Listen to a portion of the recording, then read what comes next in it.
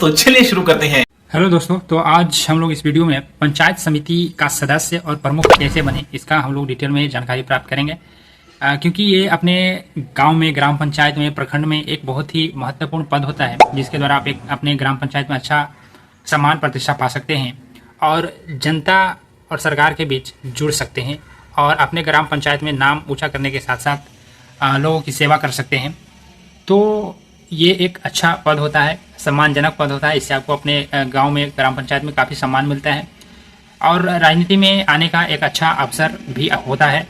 तो हम लोग इसे स्टार्ट करते हैं और इसका चुनाव जीतने के लिए आपको काफ़ी पॉइंट पर ध्यान देना चाहिए ताकि आप चुनाव को आसानी से जीत सकें।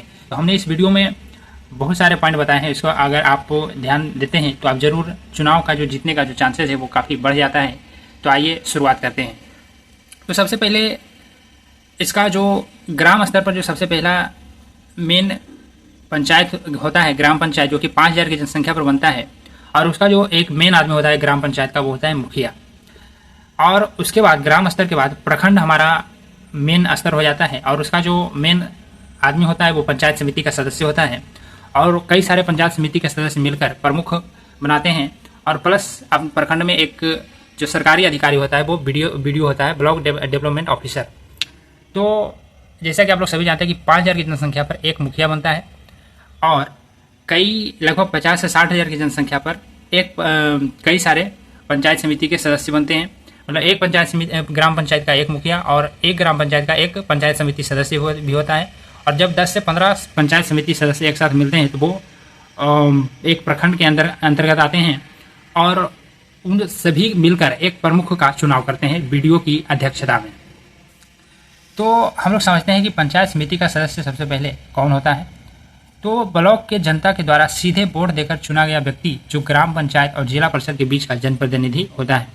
तो जो जिला परिषद पंचायत समिति का जो सदस्य है वो जनता के सीधे वोट देकर चुना जाता है, जो कि ग्राम पंचायत और जिला परिषद के बीच का जनप्रतिनिधि होता है। और वे अपने ग्राम पंचायत के जनता के लिए, विकास के लिए, गांव के विकास के लिए जो भी सरकारी योजना है जैसे मनरेगा, आवास, उज्ज्वला योजना, साथ ही किसान का जो जितना हेल्प हो सके वो करे। तो ये सभी वो काम पंचायत समिति सदस्य बनकर कर सकता है। तो ये पंचायत समिति का होते हैं। और इसके बाद हम लोग बात करते हैं कि पंचायत समिति सदस्य का क्या कार्य और जिम्मेदारी होता है। तो यदि जनता ने एक पंचायत समिति को सदस्य को बनाया है वोट देकर, तो उसका कुछ महत्वपूर्ण कार्य हो जाता है। जैसे अपने जो भी उसका प्रखंड स्तर, ब्लॉक स्तर का जो सड़क है उसका निर्माण करवाना, मरम्मत करवाना, शिक्षा केंद्र जैसे स्कूल, आंगनबाड़ी केंद्र का ध्यान रखना, स्वास्थ्य केंद्र का निर्माण और निगरानी करवाना और बहुत सारे सरकारी योजना जैसे विकलांग योजना, मनरेगा योजना, आवास योजना, जनधन योजना, उज्ज्वला योजना, वृद्धा पेंशन योजना, जितने भी योजना है उन सभी का क्रियान्वयन करवाना। जो लोग इससे नहीं जुड़े हुए हैं, जिनका नाम इनमें नहीं है, उनका नाम जुड़वाना।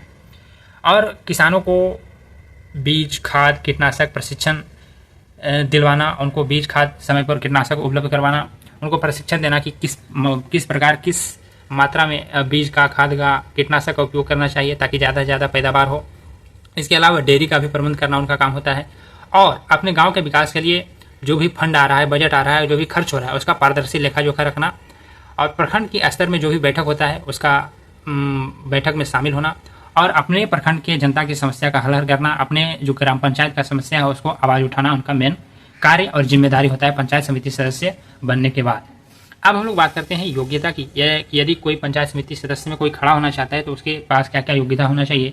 पहला तो कि वो एक भारतीय होना चाहिए और उसका जो आयु है वो 21 वर्ष होना चाहिए मिनिमम। उसके बाद वो जिस भी प्रखंड से खड़ा हो रहा है उस ब्लॉक में उसका मतदाता सूची में नाम होना चाहिए और शिक्षा, उसका प्राथमिक शिक्षा भी चलेगा। और उस व्यक्ति के नाम पर, जो भी व्यक्ति खड़ा हो रहा है उसके नाम पर कोई भी गंभीर आपराधिक रिकॉर्ड नहीं होना चाहिए।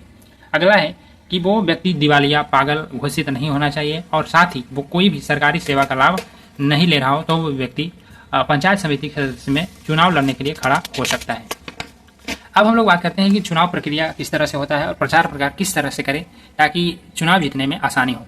तो सबसे पहले तो चुनाव के अनुसार जो भी तिथि है उसके अनुसार आप नामांकन पत्र अपने संबंधित कार्यालय या बीडीओ ऑफिस में भरें, शुल्क जमा करें और जो मेन डॉक्यूमेंट है जैसे आधार कार्ड, पहचान पत्र, फोटो, निवास प्रमाण पत्र, जाति प्रमाण पत्र जमा करें। इसके अलावा जब आप प्रचार प्रसार करने जा रहे हैं तो जो भी आपके प्रभावशाली लोग हैं जनतब में उनके साथ जुड़ें।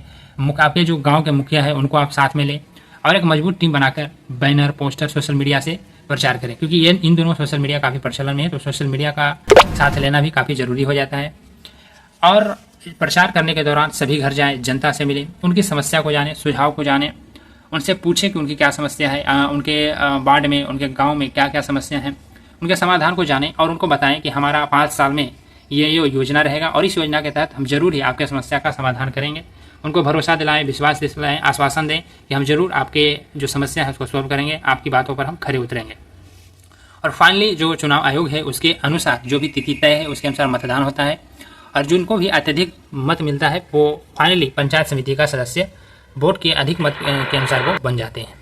और पंचायत समिति के सैलरी की अगर बात करें तो उनका जो सैलरी है वो 3,000 से 10,000 के बीच हो सकता है। ये अलग अलग राज्य में अलग अलग होता है और इनका जो कार्यकाल होता है वो 5 वर्ष का होता है। अब हम लोग बात करते हैं कि पंचायत समिति का प्रमुख कैसे बनते हैं। तो ये तो हमने पंचायत समिति का सदस्य की बात किया कि जो कि डायरेक्ट जनता के द्वारा चुने जाते हैं, लेकिन यदि हम पंचायत समिति का प्रमुख की बात करें तो प्रमुख एक प्रखंड में सिर्फ एक ही होता है, जो कि 10-15 पंचायत समिति के सदस्य के द्वारा एक प्रमुख चुना जाता है। तो पंचायत समिति का प्रमुख बनने के लिए सबसे पहले तो आपको पंचायत समिति का सदस्य होना चाहिए। उसके बाद बीडीओ के द्वारा प्रमुख पद के लिए वैकेंसी निकलता है और फिर बीडीओ के निगरानी में ही गुप्त मतदान करवाया जाता है पंचायत और इसका जो मतदान है वो सिर्फ पंचायत समिति के सदस्य ही करते हैं। और फाइनली जो जिनका भी मत ज़्यादा होता है उन्हीं पंचायत समिति सदस्य में से किसी एक को प्रमुख बना दिया जाता है और उनको उनका शपथ दिलवाया जाता है और इनका भी कार्यकाल 5 साल का ही होता है। तो इस तरह से हमने वीडियो में बताया कि पंचायत समिति सदस्य किस प्रकार बन सकते हैं, पंचायत समिति प्रमुख किस प्रकार बन सकते हैं, उनके कार्य और जिम्मेदारी क्या होता है, योग्यता क्या होता है, वो कौन होते हैं और चुनाव जीतने में क्या क्या महत्वपूर्ण बातें होती हैं। तो इस तरह से इस वीडियो में और भी कोई चीज़ जानना चाहते हैं या कोई चीज़ छूट गया हो तो आप नीचे कमेंट जरूर करें, हम उसका जवाब जरूर देंगे। धन्यवाद।